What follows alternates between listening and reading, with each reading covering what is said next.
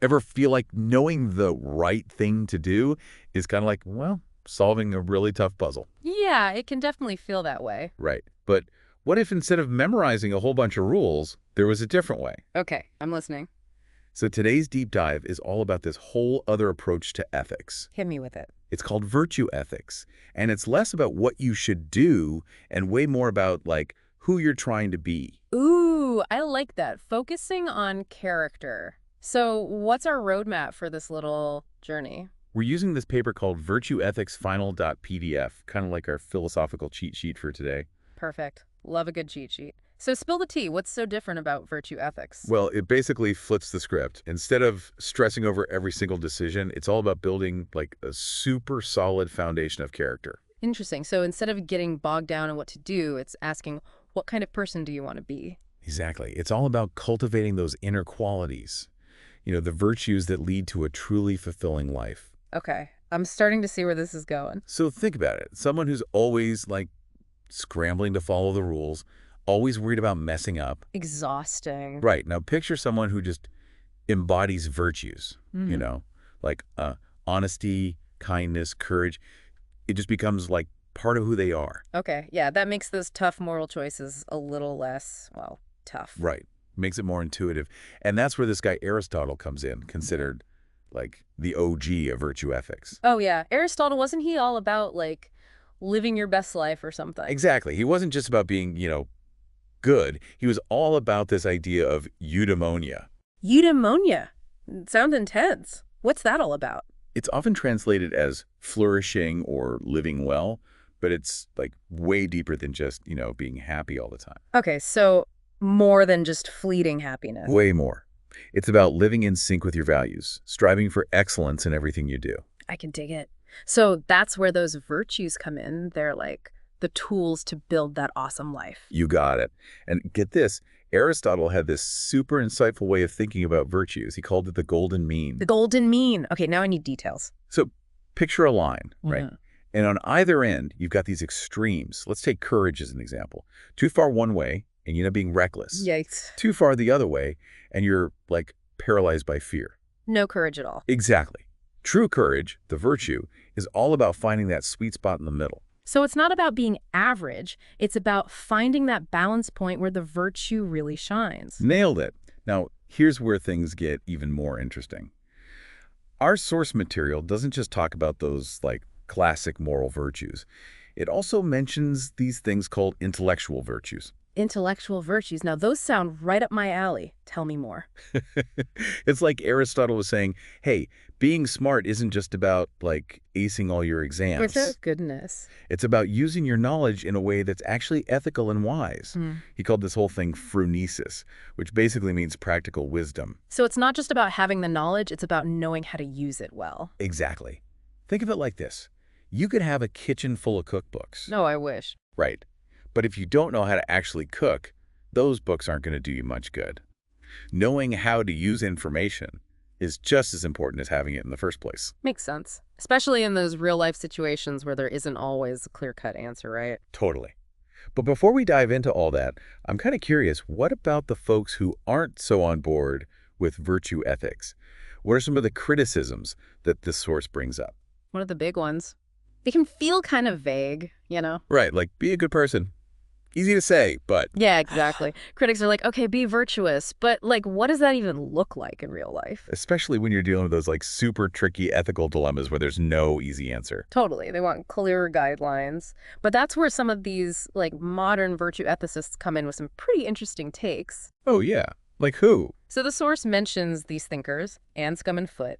They were all about this idea that virtue ethics isn't about following some, like, rigid rule book. It's more about developing, like, an inner compass. Exactly. It's about cultivating that inner wisdom to, like, navigate those murky moral waters. Instead of just a list of thou shalt nots. Right. It's more like, okay, what would a truly compassionate person do in this situation? I like that. So it's less about judging actions and more about understanding the motivation behind them. Totally. And they were really onto something with that because sometimes, you know, someone might do what seems like a good thing. But for all the wrong reasons. Exactly. Or a bad thing with good intentions.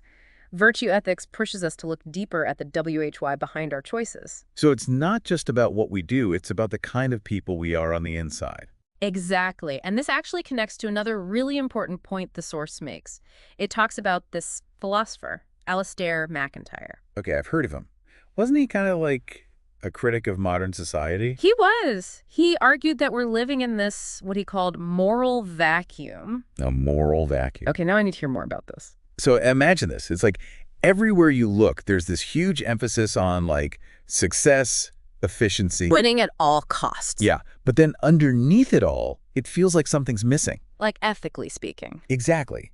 Mm-hmm. MacIntyre was saying that in our pursuit of all that stuff, we've kind of lost sight of those core virtues that actually matter for a good, flourishing life. So it's not just about our individual character. It's also about like the ethical environment we create as a society. 100%. He believed we've kind of replaced things like compassion, honesty, integrity. With like a more selfish me-first mentality? Exactly. And that's what creates this moral vacuum. Okay, so if we're like stuck in this vacuum, how do we even begin to get ourselves out? Does the source offer any solutions? It does. MacIntyre thought that just by talking about it, by like bringing those virtues back into the conversation. That's a good first step. He thought so. It's a start, right? He also suggested looking to those communities and traditions that like never lost sight of those values in the first place. Kind of like finding inspiration from those who are already living it out. Exactly. It's like that saying, be the change you want to see in the world. But instead of starting with actions, it starts with like cultivating those inner virtues. Love that. Now, you guys, we've talked about ancient Greece, modern thinkers. Mm-hmm.